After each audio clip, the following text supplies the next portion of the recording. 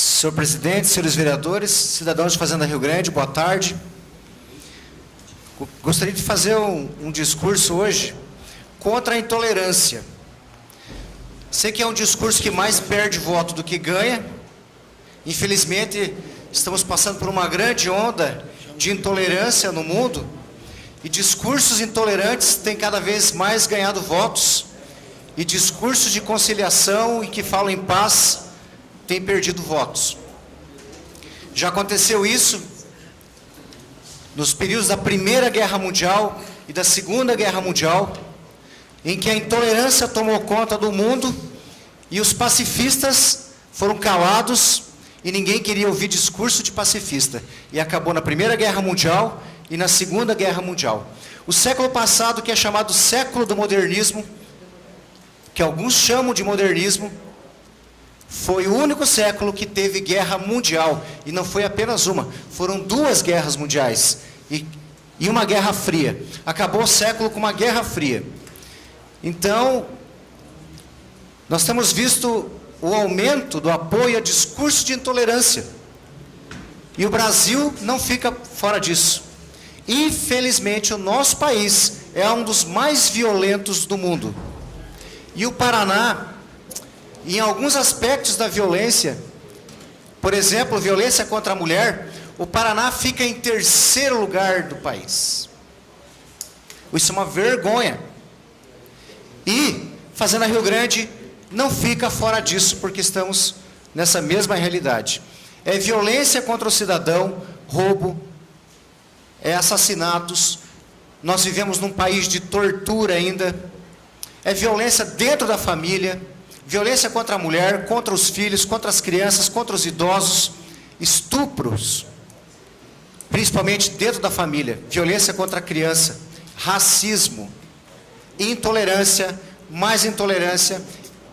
Inclusive a redação do Enem foi sobre esse tema, intolerância religiosa. Quer dizer que o Brasil parece uma coisa, todo mundo pensa que ele é uma coisa, um país pacífico, que gosta de futebol, mas não é assim. As estatísticas não demonstram isso.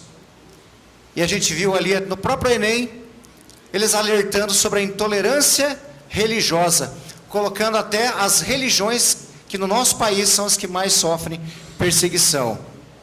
E o que nós vemos?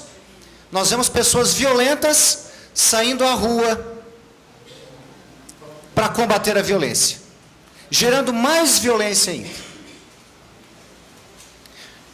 Pessoas saindo atrás de repórter, violentamente. Gente, onde nós vamos parar?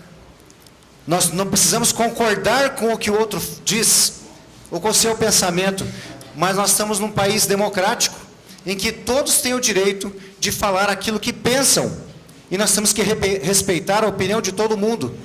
Não se pode, se você não concordar com a opinião de alguém, você querer agredi-lo. Nós temos visto um povo fazendo isso.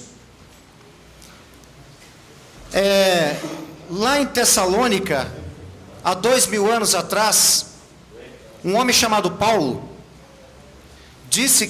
escreveu uma carta onde ele fala o seguinte: vede que ninguém retribua a outro mal por mal, mas segui sempre o bem, uns para com os outros e para com todos. Infelizmente, a gente tem visto as pessoas, em vez de retribuir o mal com o bem, retribuindo o mal com o mal. E a sociedade fica cada vez mais violenta, até que as pessoas entendam que não se retribui o mal com o mal. Lá já os gregos estudavam a questão do debate de ideias. Lá na Grécia, Aristóteles já estudava a questão da ética no debate das ideias. Eles gostavam de ouvir ideias diferentes, porque entendiam que com isso havia crescimento. Embora muitas vezes entendiam que você tinha que fazer um discurso que agradasse o povo para derrotar o teu adversário. Gente, nós temos que parar com isso. Parar de fazer discurso para agradar o povo, para derrotar o adversário. Muitos discursos que são falados são só para agradar os ouvidos do povo, que é um povo violento muitas vezes, um povo que faz coisas erradas, mas quer se agradar o povo para ganhar voto.